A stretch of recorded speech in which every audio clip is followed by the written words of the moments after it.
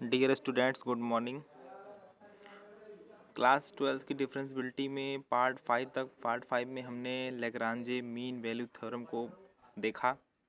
अब चूंकि जब तक उस पर डिपेंड क्वेश्चंस नहीं देख लेते क्लियरिटी नहीं आएगी, इसलिए पार्ट 6 में हमने लैग्रांजे मीन थ्योरम का एक क्वेश्चन सॉल्व करना चाहा है। तो आइए, लेकिन क्वेश्चन सॉल्व करने से पहले कुछ बेसिक चीज़ें आपको बताना बहुत ज़रूरी है, वरना आप उस क्वेश्चन में कंफ्यूज थोड़ा सा हो सकते हैं। जैसे एफ डैश एक्स का सेकेंड रिप्रेजेंटेशन क्या होता है, D D X of F x, ये आप शायद जानते भी होंगे।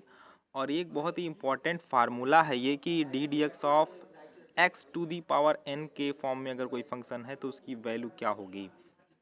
अभी नीचे एग्जांपल्स के थ्रू भी और क्लियर करेंगे। तो पहले फार्मूला देख लीजिए। X to the power N का अगर आप डेरिवेटिव फाइंड कर रहे हो, F dash X means D D X, तो उसकी वैल्यू होती है N multiply X to the power N minus one.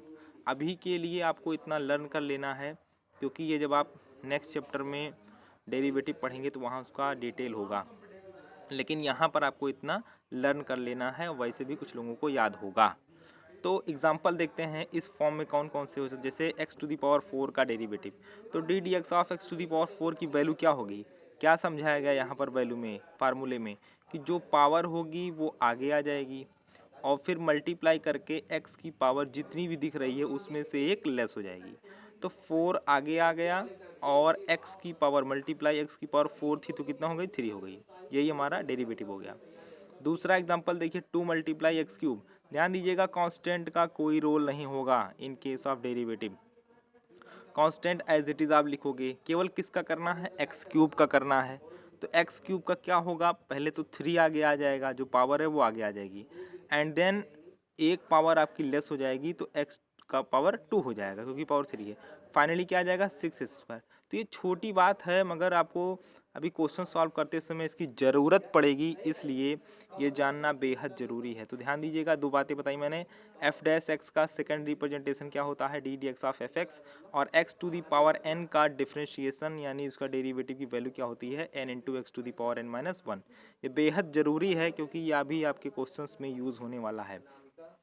इसके बाद क्या ज़रूरी है, इसके बाद एक बात और ज़रूरी है कि हमने पीछे जो पढ़ा है, पीछे आपने क्या पढ़ा है, आपने पढ़ रखा है प्रॉपर्टीज़ कुछ, उन पर ध्यान देंगे। क्या प्रॉपर्टी थी, डिफरेंशियबिलिटी और कंटिन्यूटी से related. Every polynomial function is differentiable at each point x of real number.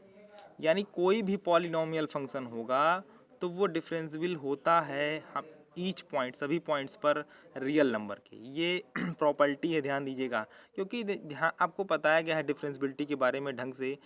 किसी पॉइंट पर डिफरेंशियबिलिटी तब फेल होती है जब वहाँ पर कॉर्नर पॉइंट मिलता है, और कोई पॉलिनोमियल फंक्शन का ग्राफ अगर बनाएंगे तो कहीं पर कॉर्नर पॉइंट आपको मिलने वाला नहीं है। सो में सीधी एक बात है। दूसरी प्रॉपर्टी क्या है, बहुत ज़रूरी जानना, every differentiable function is necessarily continuous.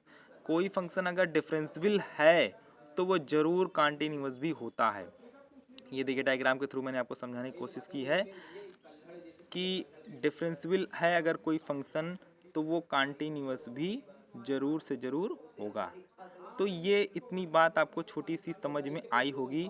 मैंने दो बातें बताई, एक तो फार्मूला और दूसरा ये प्रॉपर्टी। तो अगर डिफरेंशियबल है तो कॉन्टिन्यूअस ऑलवेज होता है, लेकिन अगर कॉन्टिन्यूअस है तो डिफरेंशियबल होगा, इस बात की गारंटी नहीं होती है। हाँ, तो अब आइए उन बेसिक बातों के बाद एक क्वेश्चन को हम लोग देखते हैं। Question is verify Lagrange's mean value theorem for F X is equal to X square minus 4x minus 3 for interval close interval 1 to 4।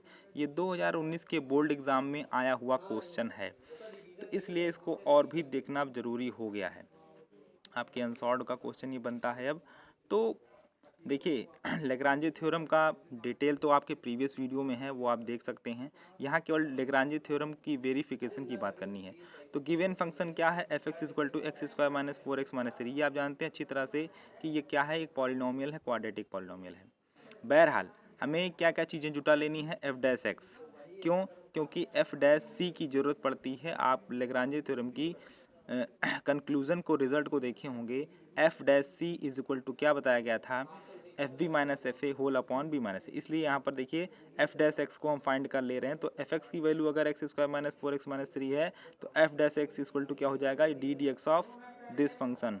तो D D X of X square minus 4x minus 3 ये distribute हो जाएगा, तीनों पर अलग अलग operate हो जाएगा। देखिए हमने तीनों पर अलग अलग ऑपरेट भी कर दिया है। अब D D X of X square की वैल्यू क्या होगी, फार्मूला देखिए फिर से मैंने लिख दिया, फार्मूले के अकॉर्डिंग क्या हो जाएगा 2x। क्यों, क्योंकि पहले पावर जो होती है वो आगे आ जाती है, बाद में एक पावर कम हो जाती है, तो पावर 2 है तो 1 हो गया। दूसरी बात, x की डिफ्रेंसिएशन 1 होता है, ध्यान दीजिएगा, D D X of x की बात अगर करें तो 1 होता है, और किसी भी कांस्टेंट का डिफ्रेंसिएशन अगर करेंगे तो 0 होगा। ये इतनी बातें आपको केवल समझ लेनी है, याद कर लेनी है, अभी यूज़ हो रहा है।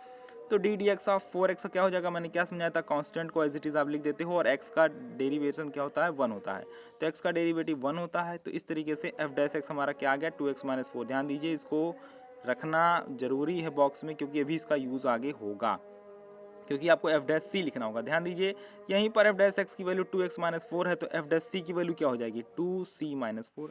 x है तो x लिखा है, c है तो c लिख दिया जाएगा। अच्छा, इंटरवल क्या गिवन है, इंटरवल आपको गिवन है 1 to 4। तो अगर इंटरवल 1 to 4 है, यहीं से कंपेयर कर लेंगे, तो हमारे लेग्रांजे जी ने क्या बताया था कि हम अपने इंटरवल को a to b मानते हैं, यानी a की वैल्यू कितनी हो गई 1 और b की वैल्यू कितनी हो गई 4।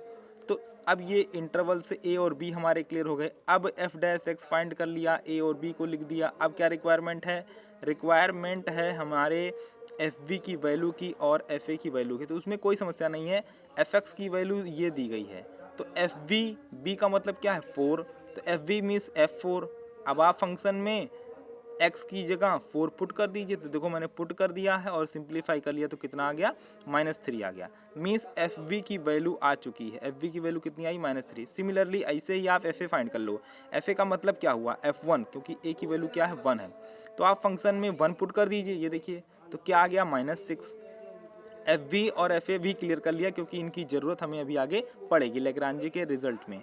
तो अब यहाँ देखिए नेसेसरी कंडीशन क्या बताई गई थी, लेग्रांजे ने क्या बताया था कि पहली बात तो हमारा फंक्शन जो है वो आपका कॉन्टिन्यूअस होना चाहिए क्लोज इंटरवल में।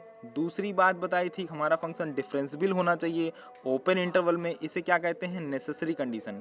ये दोनों होने के बाद फिर हमने या लेग्रांजे जी ने बताया था कि एफ डैश सी जो होता है वो इक्वल होता है F B minus F A whole upon B minus A, और जहाँ पर सी क्या होना चाहिए हमारे इंटरवल का ही पॉइंट होना चाहिए, वैल्यू होनी चाहिए। तो देखिए यहाँ पर थोड़ा सा पहले नेसेसरी कंडीशन के बारे में देखते हैं। सिंस चूंकि एफ एक्स क्या है एक पॉलिनोमियल फंक्शन है, and we know that every polynomial function always be differential and continuous everywhere. यही बात अभी आपको प्रॉपर्टी के तौर पर पीछे मैंने बताई थी। तो इम्प्लाइज दैट, इसका क्या मतलब निकला, implies that F x satisfy all necessary condition. दो ही कंडीशन होती है डिफरेंशियल वाली और कंटिन्यूअस वाली, दोनों ही कंडीशंस को यहाँ पर एफ एक्स ने क्या किया है सेटिस्फाई किया है। किसने, एफ एक्स ने। लेग्रांजे थ्योरम की नेसेसरी कंडीशन को सेटिस्फाई कर दिया है। रीज़न क्या है, क्योंकि ये पॉलिनोमियल फंक्शन है और सारी दुनिया जानती है कि पॉलिनोमियल फंक्शन जो होते हैं ऑलवेज डिफरेंशियल एंड कंटिन्यूअस होते हैं, अदरवाइज हमें ये भी प्रूफ करना पड़ता। Hence by Lagrange mean value theorem. तो अगर दोनों कंडीशन सेटिस्फाई हो चुकी हैं तो लेग्रांजे जी ने क्या बताया था कि देन देयर एग्जिस्ट, तब एक पॉइंट सी हमारे गिवन इंटरवल के ओपन इंटरवल में मिलेगा सच दैट। किस तरह से मिलेगा, यही बात लेग्रांजे जी ने बताई थी कि F dash C is equal to F B minus F A whole upon B minus ए।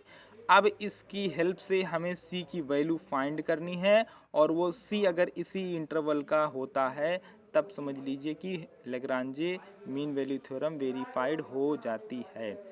तो आइए इसको देखते हैं। ये देखिए F dash C equal to इतना। अब बताओ एफ डैश सी की वैल्यू क्या होगी, 2c माइनस 4 होगी। क्यों, क्योंकि अभी ऊपर मैंने बॉक्स में बंद किया था एफ डैश एक्स की वैल्यू क्या आई थी 2x माइनस 4 आई थी।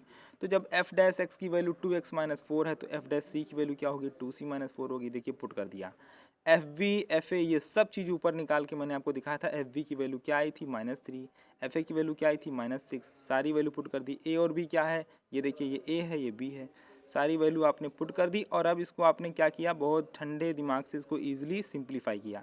यहाँ पर सिंप्लीफाई करोगे ऊपर 3 आएगा नीचे भी 3 आएगा, 2c माइनस 4 सिंप्लीफाई कर दिया तो c की वैल्यू क्या आ गई 5/2। 5/2 माने 2.5 कह सकते हो आप। तो अब हमें बताइए कि जो सी की वैल्यू आई है क्या वो इस इंटरवल से बिलोंग नहीं करती है। 2.5 आपका 1 और 4 के बीच में नहीं आएगा। तो आपने क्या देखा कि सी की वैल्यू जो आई है वो इस इंटरवल से बिलोंग करती है। यही तो प्रूफ करना था कि सी की जो वैल्यू आए वो इसी इंटरवल से बिलोंग होनी चाहिए। तो ये माना गया कि हाँ भाई लेग्रांजेस थ्योरम वेरीफाइड है।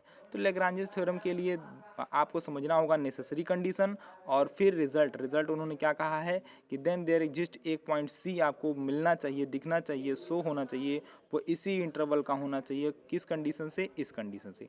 अगर हम इस कंडीशन को सॉल्व करते और सी की वैल्यू मान लो आ जाती 5, तो इसका मतलब वो इसी इंटरवल के बाहर चला गया, मीन्स लेग्रांजे थ्योरम यहाँ वेरीफाई नहीं हुई। तो अब आप समझ गए होंगे, उम्मीद है पूरा का पूरा क्वेश्चन आपको अच्छे से समझ में आया होगा। क्वेश्चन लगाने से पहले मैंने आपको जो रिक्वायरमेंट थी वो बातें आपको बताई डिफरेंशिएशन के बारे में और प्रॉपर्टी के बारे में। चूँकि ये पॉलिनोमियल फंक्शन से रिलेटेड था इसलिए पॉलिनोमियल फंक्शन की बातें आपको बताना बेहद ज़रूरी था।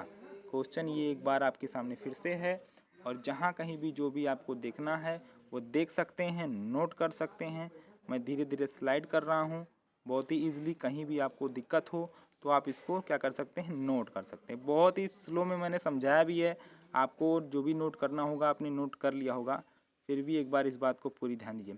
हाँ ये सब चीज़ें ध्यान दीजिए, अपने रिक्वायर्ड कंटेंट को पहले आप फाइंड कर लिया करिए हर क्वेश्चन में। जैसे एफ डैश एक्स को फाइंड कर लीजिए, ए और बी को लिख दीजिए, एफ बी की वैल्यू लिख दीजिए, एफ ए की वैल्यू लिख दीजिए। तब आप नेसेसरी कंडीशंस पर चर्चाएं करिए और तब जो है आप यहाँ पर आइए। क्योंकि ये देख रहे हैं ना, आपको एफ डैश सी की वैल्यू पुट करना पड़ेगा, एफ बी की वैल्यू, एफ ए की वैल्यू, बी की वैल्यू, ए की वैल्यू, इसलिए सारी चीज़ें पर पहले से ही जुटा ली गई हैं। उम्मीद है ये आपको वीडियो पूरी तरह से समझ में आ गया होगा। आगे हम और भी क्वेश्चंस कंटिन्यू करते हुए इसको और स्टडी करेंगे, कंटिन्यू करेंगे। तब तक के लिए इतना ही, धन्यवाद।